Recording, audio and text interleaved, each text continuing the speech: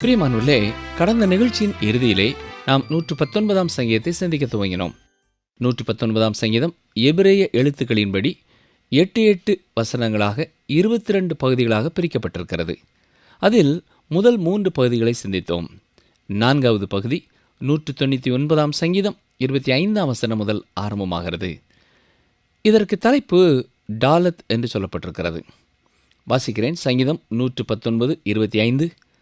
என் ஆத்துமா மண்ணோடு ஒட்டி கொண்டிருக்கிறது, உமது வசனத்தின்படி என்னை உயிர்ப்பியும். இன்றைக்கு எல்லாமே மனிதர்களை கீழ் நோக்கி இழுக்கிறதாயிருக்கிறது. கர்த்தருடைய வார்த்தையை பிரசங்கிக்க சிறப்பாக பயன்படுத்தக்கூடிய ஒரு சாதனம் தொலைக்காட்சி பெட்டி. ஆனால் இன்று அது அநேகரை கீழே நோக்கி இழுத்து வைத்திருக்கிறது. நம்மிலே யார் சற்று கவனக்குறைவாய் இருந்தாலும் விலை மதிக்க முடியாத நமது நேரங்களை பாழடிக்கிற ஒரு பொருளாய் அது இருக்கிறது. என் ஆத்துமா மண்ணோடு ஒட்டி கொண்டிருக்கிறது என்று சொல்கிறார். மண்ணை நோக்கி நாம் இழுக்கப்படுகிறோம். நம்முடைய சரீரம் மண்ணை நோக்கி இழுக்கப்படுவது மட்டுமல்ல, நம்முடைய ஆத்மாவும் உலகத்திற்கு நேராய் இழுக்கப்படுகிறது. எப்படி நாம் அதை மேற்கொள்ள முடியும்? உம்முடைய வசனத்தின்படி என்னை உயிர்ப்பியும் என்கிறார். பிரியமானவர்களே, இந்த காரணத்தினாலே தான் நாம் முழு வேதத்தையும் தொடர்ந்து 5 ஆண்டுகளிலே படித்து முடிப்பதற்கான இந்த திட்டத்தை வகுத்திருக்கிறோம். நாம் ஒவ்வொருவரும் தொடர்ந்து 5 ஆண்டுகள் இந்த கர்த்தருடைய வார்த்தைகளை கவனித்து படிப்போம் என்றால் அநேக பாவங்களுக்கு இது நம்மை விலக்கி காத்துக்கொள்ளும். இந்த வசனத்தின்படி என்னை உயிர்ப்பியும் என்கிற ஜெபத்தை கர்த்தர் கேட்டு நிச்சயமாய் நம்மை அவர் உயிர்ப்பிக்கிறவராயிருக்கிறார். சங்கீதம் 119:33 வாசிக்கிறேன். கர்த்தாவே, உமது பிரமாணங்களின் வழியை எனக்கு போதியும், முடிவு பரியந்தம் நான் அதை காத்துக்கொள்வேன். கர்த்தருடைய வார்த்தைகளை கவனமாக நாம் பெற்றுக்கொள்ளும் பொழுது தொடர்ந்து அனுதினமும் கர்த்தரை பின்பற்றி நடக்கவும், பொறுமையோடு நமக்கு நியமிக்கப்பட்டிருக்கிற ஓட்டத்திலே ஓடவும், இயேசுவின் மேலேயே நம்முடைய கண்களை பதித்தவர்களாக முன்னேறி செல்லவும் நமக்கு உதவி செய்கிறதாய் இருக்கிறது. சங்கீதம் 119:41. கர்த்தாவே, உம்முடைய வாக்கின்படி உமது தயவும் உமது ரட்சிப்பும் எனக்கு வருவதாக. தேவனுடைய தயவும் ரட்சிப்பும் நமக்கு நேர் வரும்படியாக அமைக்கப்பட்டிருக்கிறது. அதை நமக்கு கொண்டு வரும் வாய்க்கால் கர்த்தருடைய வசனமே. எனவே தான் சங்கீதக்காரன் சொல்லும் பொழுது 119ஆம் சங்கீதம் 47ஆம் வசனத்திலே, நான் பிரியப்படுகிற உமது கற்பனைகளின் பேரில் மனமகிழ்ச்சியாய் இருப்பேன் என்று கூறியிருக்கிறார்.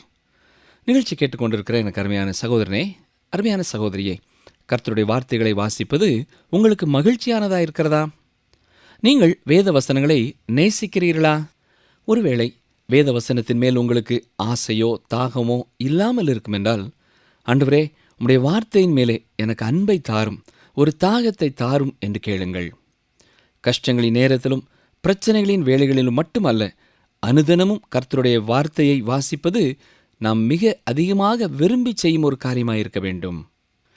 சங்கீதம் 119:49 வசனம். நீர் என்னை நம்ப பண்ணின வசனத்தை உமது அடியேனுக்காக நினைத்தருளும். இதன் பொருள் என்னவென்றால், ஆண்டவரே, நீர் எனக்கு கொடுத்த வாக்குத்தத்தங்களை என்னுடைய வாழ்க்கையிலே நிறைவேற்றும். நம் ஒவ்வொருவருக்கும் பல சூழ்நிலைகளிலே கர்த்தர் வாக்குத்தத்தங்களை கொடுத்திருக்கிறார்.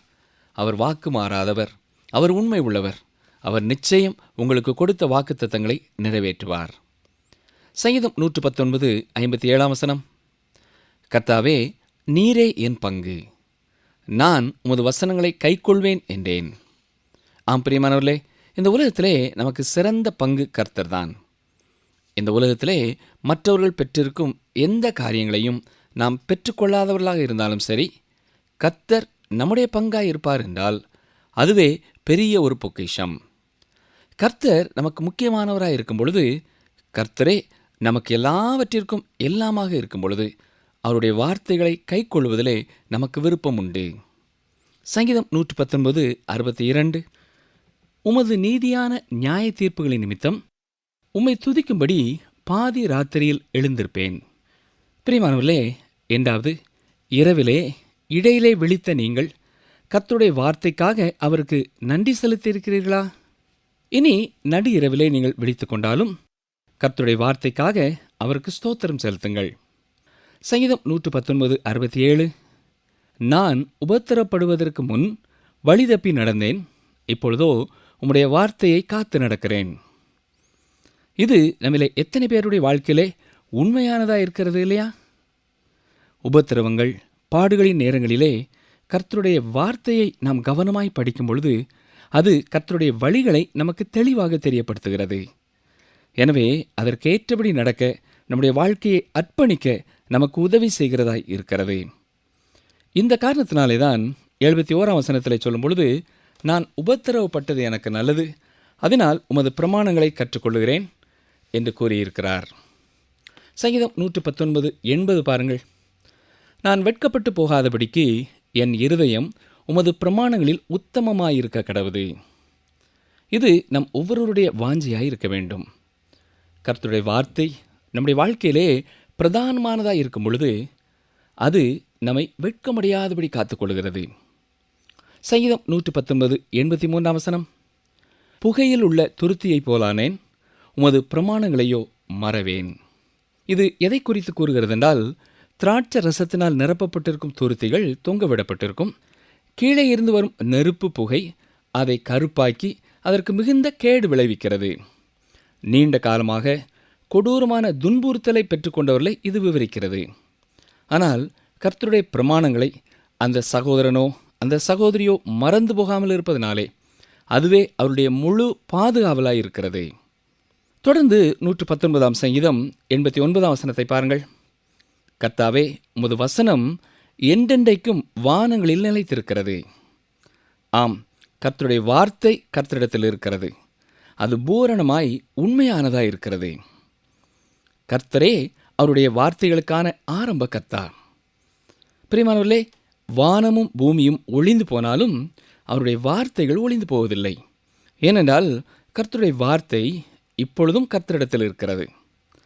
சங்கீதம் 119:92 வசனம். உமது வேதம் என் மனமகிழ்ச்சியாய் இராதிருந்தால் என் துக்கத்திலே அழிந்து போயிருப்பேன். இதை கேட்டுக்கொண்டிருக்கிற நம்மிலே எத்தனை பேருடைய வாழ்க்கையிலே இது முழுவதும் உண்மையானதாக இருக்கிறது? தங்கள் வாழ்க்கையிலே மனமுடைந்து தற்கொலை செய்ய வேண்டும் என்கிற எண்ணத்தோடு விஷ மருந்தை வாங்கி வைத்திருக்கும் பொழுது தற்செயலாய் இந்த கர்த்தருடைய வார்த்தைகளை கேட்ட பலர் தாங்கள் செய்ய திட்டமிட்டிருந்த தவறான காரியங்களை கைவிட்டு இன்றைக்கும் ஜீவனோடு இருக்கிறார்கள். சிலர் அதை குறித்து எங்களுக்கு எழுதியிருக்கிறார்கள். ஆனால் பலர் எழுதாதவர்களாயிருக்கிறார்கள். ஆனால் நேரில் சந்திக்கும் பொழுது தாங்கள் எப்படிப்பட்ட சூழ்நிலையிலே, எப்படிப்பட்ட மரண தருவாயில் இருந்தபொழுது கர்த்தருடைய வசனம் தன்னை சரியாக வழிநடத்தி காத்துக்கொண்டது என்பதை குறித்து சாட்சி பகிர்ந்திருக்கிறார்கள். சங்கீதம் 119:97. உமது வேதத்தில் நான் எவ்வளவு பிரியமாயிருக்கிறேன், நாள் முழுவதும் அது என் தியானம். கர்த்தருடைய வார்த்தையை அவர் மிகவும் அதிகமாக நேசித்தபடினாலே எப்பொழுதும் அதுவே அவருடைய தியானமாயிருந்தது. அதை நேசித்தபடினாலே அவர் தியானித்து கொண்டே இருந்தார். அவர் தியானித்தபடினாலே அதை நேசித்து கொண்டே இருந்தார். சங்கீதம் 119:99 வசனம். உம்முடைய சாட்சிகள் என் தியானமாயிருக்கிறபடியால் எனக்கு போதித்தவர்கள் எல்லாரிலும் அறிவுள்ளவனாயிருக்கிறேன். இது மிகவும் உண்மை பிரியமானவர்களே. டாக்டரேட் பட்டம், PhD பட்டம் பெற்ற பலரை பார்க்கிலும் இரவும் பகலும் கர்த்தருடைய வேதத்திலே தியானமாயிருக்கிறவர்கள் சாதாரணமான விசுவாசிகள் கர்த்தருடைய வார்த்தைகளிலே மிகவும் தேர்ச்சி பெற்றவர்களாயிருக்கிறார்கள். நம்முடைய வாழ்க்கையிலே அடிக்கடி கேட்ட ஒரு வசனத்தை நான் வாசிக்க விரும்புகிறேன். சங்கீதம் 119:105.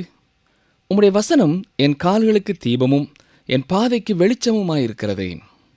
நாம் ஒவ்வொருவருமே நம் தனிப்பட்ட வாழ்க்கையிலே இந்த வசனத்தை கூற முடியும்.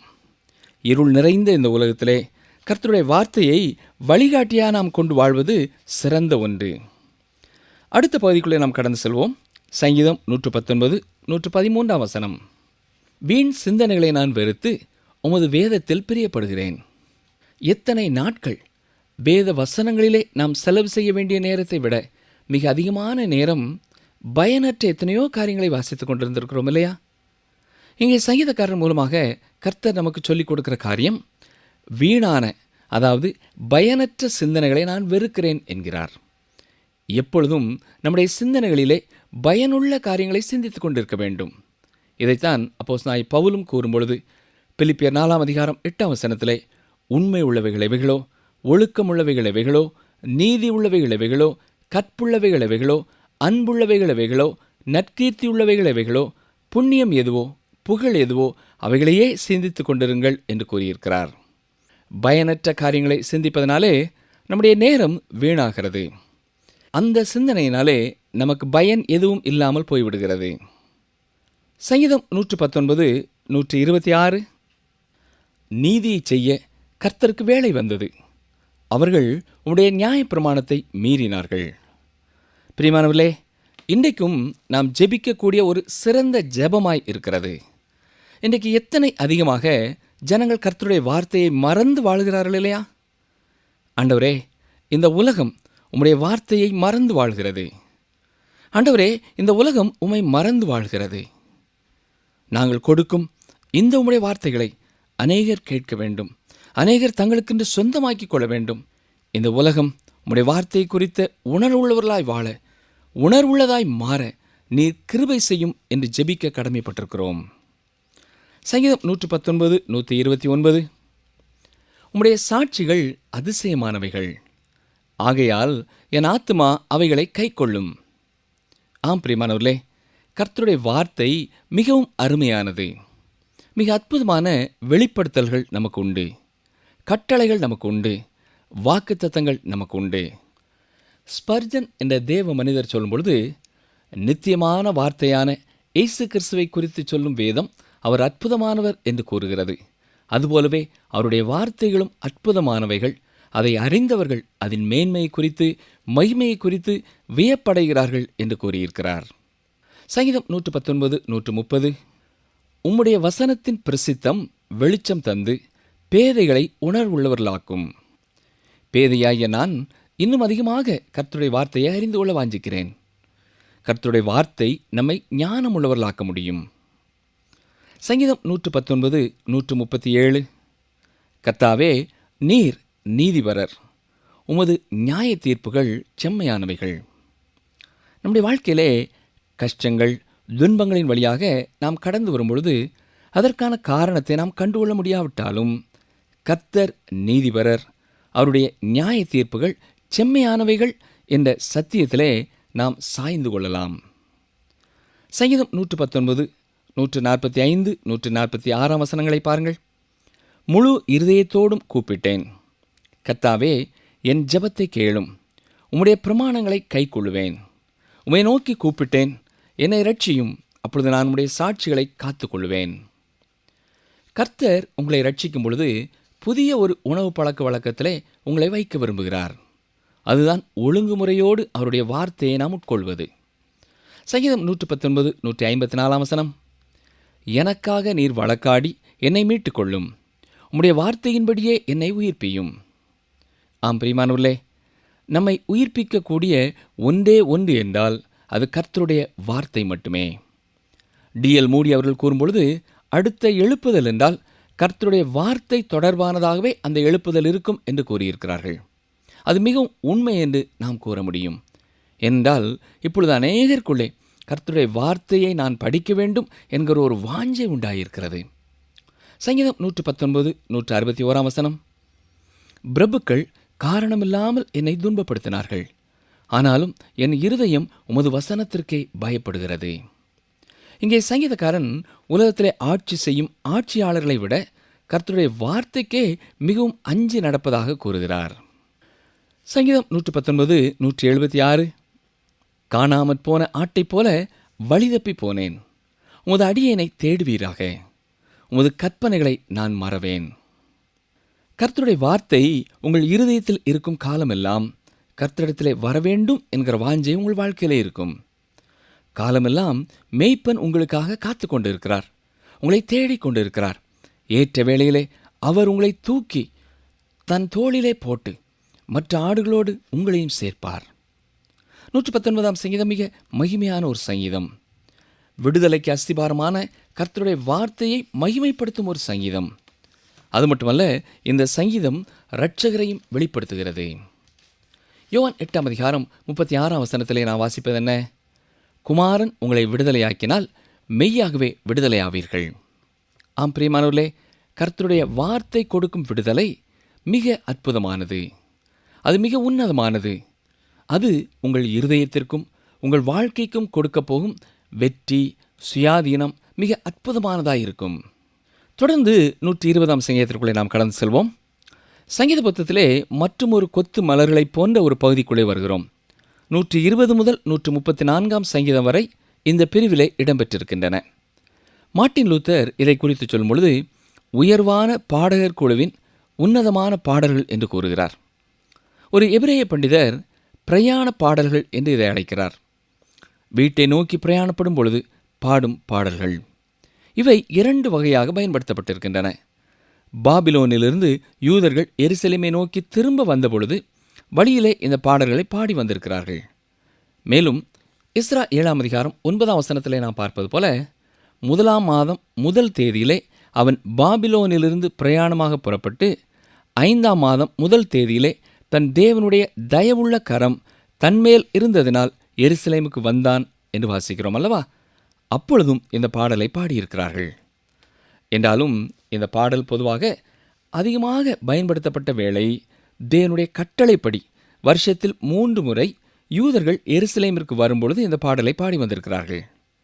ஆண் மக்கள் எல்லாரும் வருடத்திற்கு 3 முறை தம்முடைய ஆலயத்திலே காணப்பட வேண்டும் என்று தேவன் கட்டளை கொடுத்தார். பலர் தங்கள் குடும்பங்களையும் அவ்வாறு செய்யும் பொழுது அழைத்து சென்றிருக்கிறார்கள். பல பகுதிகளிலிருந்து சிதறிப்போன வெவ்வேறு இடங்களிலிருந்து எருசலேமை நோக்கி பிரயாணப்படும் பொழுது இந்த பாடலை பாடியிருக்கிறார்கள். ஒரு நாள் ஒரு சங்கீதம், அடுத்த நாள் அடுத்த சங்கீதம் என்று 134ஆம் சங்கீதம் வரைக்கும் அவர்கள் பாடுவார்கள்.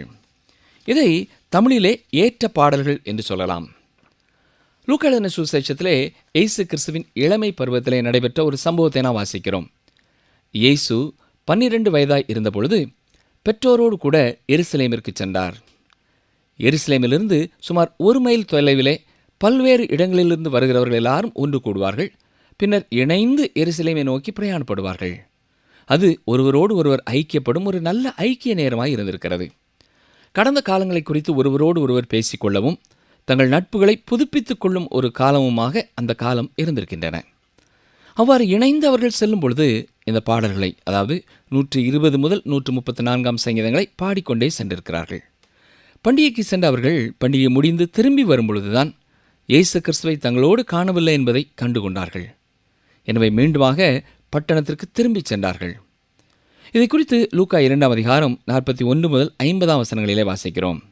இப்படித்தான் இந்த சங்கீதங்கள் பயன்படுத்தப்பட்டன என்று உறுதியாக சொல்ல முடியுமா என்று நீங்கள் ஒருவேளை கேட்கலாம். ஆம் பிரியமானவர்களே, அதற்கான தெளிவான குறிப்பு வேத புஸ்தகத்திலே இருக்கிறது. பாருங்கள், சங்கீதங்களின் புஸ்தகம் 122ஆம் சங்கீதம் 3ஆம் 4ஆம் வசனங்களை வாசிக்கிறேன். எருசலேம் இசைவனைப்பான நகரமாய் கட்டப்பட்டிருக்கிறது. அங்கே இஸ்ரவேலுக்கு சாட்சியாக கர்த்தருடைய ஜனங்களாகிய கோத்திரங்கள் கர்த்தரின் நாமத்தை ஸ்தோத்தரிப்பதற்கு போகும். ஆம், இந்த பாடல்கள் வருடத்திற்கு 3 முறை பாடப்பட்டன. பஸ்கா பண்டிகையின் சமயத்திலே, பெந்தேகோஸ்தே பண்டிகையின் சமயத்திலே, கூடார பண்டிகையின் சமயத்திலே எருசலேமிற்கு திரும்பி அவர்கள் செல்லும் பொழுது தேவனுக்கு ஸ்தோத்திரம் செலுத்திக் கொண்டே அவரை தொழுது கொண்டு பலிகளை செலுத்தும்படியாக கடந்து செல்வார்கள். எப்படி எருசலேமை நோக்கி மலையிலே அவர்கள் ஏறி செல்வார்களோ அதுபோல வாழ்க்கையும் அவ்வளவு ஏற்றமாக இருக்கிறது என்பதை நாம் புரிந்து கொள்ள வேண்டும். நாம் பாவிகளாக, தேவனை விட்டு தூரமாய் இருப்பவர்களாக, அவரிடத்திலிருந்து பிரிக்கப்பட்டவர்களாக அவரிடத்திலே நாம் கடந்து வருகிறோம். ரட்சிப்பிற்காக நாம் அவரிடத்திலே வருகிறோம். ரட்சிப்பிற்காக நாம் அவரண்டை வந்த பின்னர் பரிசுத்தமாக்கப்படுதலுக்குள்ளே கடந்து செல்கிறோம். ஆண்டவராய் இயேசு கிறிஸ்துவை அறியும் அறிவினாலே கிருபையிலே வளருகிறோம். இது தொடர்ந்து நம்முடைய வாழ்க்கையிலே மேலும் மேலும் நாம் வளர்ந்து கொண்டே போகும் ஒரு அனுபவத்தை குறிக்கிறது. ஆவிக்குரிய வாழ்க்கையிலே நாளுக்கு நாள் வளர்ச்சி காண்கிறவர்களாக இருக்க வேண்டும். பிரியமானவர்களே, உங்களுடைய வாழ்க்கையை சற்றே எண்ணி பாருங்கள். கடந்த ஆண்டை விட நீங்கள் மேலும் அதிகமாக ஆண்டவரை நேசிக்கிறவர்களாக, மேலும் அதிகமாக அவருக்கு நேரம் கொடுக்கிறவர்களாக, மேலும் அதிகமாக அவருக்கு பிரியமானவர்களாக வாழ்ந்து கொண்டிருக்கிறீர்கள் அல்லவா? அதற்காக ஆண்டவருக்கு ஸ்தோத்திரம் செலுத்துங்கள். நம்முடைய வாழ்க்கை கர்த்தருக்குள்ளே வளர்ச்சி காணும் ஒரு வாழ்க்கையாக இருக்க வேண்டும். சங்கீதம் 120 முதல் தன் பிரயாணத்தை ஆரம்பிக்கும் பொழுது அந்த பிரயாணி எந்த இடத்திலே இருக்கிறான் என்பதை காண முடிகிறது. வாசிக்கிறேன். சங்கீதம் 120 முதல் 7 வசனங்கள். என் நெருக்கத்திலே கர்த்தரை நோக்கி கூப்பிட்டேன், அவர் எனக்கு செவி கொடுத்தார். கர்த்தாவே, பொய் உதடுகளுக்கும் கபட நாவுக்கும் என் ஆத்துமாவை தப்புவியும். கபட நாவே, உனக்கு என்ன கிடைக்கும்? உனக்கு என்ன செய்யப்படும்? பலவானுடைய கூர்மையான அம்புகளும் சூறை செடிகளை எரிக்கும் தழலுமே கிடைக்கும். ஐயோ, நான் மேசேக்கிலே சஞ்சரித்தது போதும், கேதாரின் கூடாரங்கள் அண்டையிலே குடியிருந்ததும் போதும். சமாதானத்தை பகைக்கிறவர்களிடத்தில் என் ஆத்மா குடியிருந்ததும் போதும். நான் சமாதானத்தை நாடுகிறேன், அவர்களோ நான் பேசும்போது யுத்தத்துக்கு எத்தனப்படுகிறார்கள். இது ஒரு அற்புதமான ஒரு சங்கீதம், இந்த காலத்திற்கும் மிகவும் பொருத்தமான ஒன்று. குறிப்பாக இந்த சங்கீதத்தை பாடுகிறவர்கள் கேதாரின் கூடாரங்கள் அண்டையிலே குடியிருந்து கொண்டிருக்கிறார்கள். மேசேக் என்றால் யார்? பாருங்கள், ஆதியாகமம் 10:2 யாப்பேத்தின் குமாரர் கோமர், மாகோகு, மாதாய், யாவான், தூபால், மேசேக்கு, தீராஸ் என்பவர்கள். இந்த யாப்பேத்தின் புத்திரர் மூலமாகத்தான் யூதரல்லாத ஜனங்கள் வந்திருக்கிறார்கள். இன்றைக்கு இஸ்ரவேல் ஜனம் உலகம் முழுவதும் சிதறப்பட்டிருக்கிறார்கள். அவர்கள் மேசேக்கிலே இருந்தார்கள். கேதார் என்பது இஸ்மவேலின் குமாரன். இப்படி நான் கூறும்பொழுது உங்களுக்கு ஞாபகம் வருகிறது என்ன? இந்த பிரயாணிகள் அரபு மக்களின் மத்தியிலே வாழுகிறார்கள். இன்றைக்கும் இது எத்தனை உண்மையானதாக இருக்கிறது இல்லையா? 2வது வசனத்திலே, கர்த்தாவே, பொய் உதடுகளுக்கும் கபட நாவுக்கும் என் ஆத்துமாவை தப்புவியும் என்று கூப்பிடுகிறார். இவ்வாறு நாம் வாசிக்கும் பொழுது ஒரு நல்ல அண்டை அயலகத்தார் மத்தியிலே அவர்கள் வாழவில்லை என்றும் தெரிகிறது. யூத ஜனங்கள் இந்த உலகத்திலே மற்ற ஜனங்களை விட மிக அதிகமாக கொடுமைப்படுத்தப்பட்டிருக்கிறார்கள். இன்றைக்கு சிறுபான்மையினரை குறித்து நாம் பல செய்திகளை வாசிக்கிறோம். யூத ஜனங்களும் உலகம் எங்கும் சிதறியிருக்கிறார்கள். எல்லா காலகட்டங்களிலேயும் அவர்கள் குறை கூறப்படும் ஒரு கூட்டமாய் இருக்கிறார்கள். யூத ஜனங்களுக்கு இருக்கும் எதிர்ப்பு காலம் காலமாய் இருந்திருக்கிறது. என்றாலும் உலகத்தின் பல பகுதிகளிலே யூத ஜனங்கள் வாழ்ந்து கொண்டிருக்கிறார்கள். உலக மக்களின் மத்தியிலே அவர்கள் சிறுபான்மையினர்தான். அவர்கள் கபட நாவுகளின் மத்தியிலே, பொய் உதடுகளின் மத்தியிலே வாழ்ந்து வந்திருக்கிறார்கள். அருமையானவர்களே, அவர்களை குறித்து சொல்லப்பட்டிருக்கிற அதே காரியம் இன்றைக்கும் அநேக விசுவாசிகளை குறித்தும் நாம் கூற முடியும். எத்தனையோ நெருக்கங்களின் மத்தியிலே வாழுகிற விசுவாசிகள் உண்டு. இப்பொழுது தங்கள் பிரச்சனைகளை எல்லாம் எடுத்து மூட்டை கட்டிக்கொண்டு எருசலேமை நோக்கி அவர்கள் புறப்பட வேண்டிய நேரம் வந்துவிட்டது. என்றாலும் இந்த பிரயாணிகள் பாரங்களை வீட்டிலே வைத்துவிட்டு வர வேண்டும். மேசேக்கையும் கேதாரையும் விட்டு இஸ்ரவேலின் கர்த்தரை தொழுது கொள்ளும்படியாக எருசலேமை நோக்கி புறப்படுகிறார்கள். எருசலேம் சமாதானத்தின் பட்டணம். இன்று அது அவ்வாறு இல்லை. இப்பொழுது வாழ்வதற்கு ஆபத்தான ஒரு இடமாய் இருக்கிறது. ஆனால் இந்த சங்கீதங்கள் பாடப்பட்ட காலங்களிலே சற்று அமைதலாய் இருந்தது. ஆனால் எதிர்காலத்திலே இந்த சமாதானம் மிக வித்தியாசமான ஒரு சமாதானமாக இருக்கும். நிகழ்ச்சி கேட்டுக்கொண்டிருக்கிற அருமையான சகோதரனை சகோதரியே, நாமும் இந்த உலகத்திலே பிரயாணிகளாக இருக்கிறோம். உன்னதமான ராஜ்யத்தை நோக்கி ஒவ்வொரு நாளும் நாம் பிரயாணப்பட்டு கொண்டு இருக்கிறோம். நம்முடைய பிரயாணத்திலே ஆண்டவரை துதிக்க வேண்டியதும் அவரை ஸ்தோத்தரிக்க வேண்டியதும் நம்முடைய பிரதானமான ஒரு கடமையாக இருக்கிறது. இவ்வுலகத்தின் சஞ்சலங்களை விட்டு, பாடுகளை விட்டு நித்திய சமாதானத்திற்குள்ளே போகிறவர்களாக, கண்களை கர்த்தர் மேலே பதித்தவர்களாக, முன்னோக்கி செல்ல நம்மை அர்ப்பணித்தவர்களாக வாழ்வதை குறித்து நாம் ஜாக்கிரதை உள்ளவர்களாக இருக்க வேண்டும். பின்னானவைகளை மறந்து முன்னானவைகளை நாடி இலக்கை நோக்கி நமக்கு அழைக்கப்பட்டிருக்கிற அழைப்பிலே பொறுமையாக ஓடுவோமா? அப்படிப்பட்ட கிருபையை கர்த்தர் தாமே உங்களுக்கும் தந்தருள்வாராக. ஆமேன்.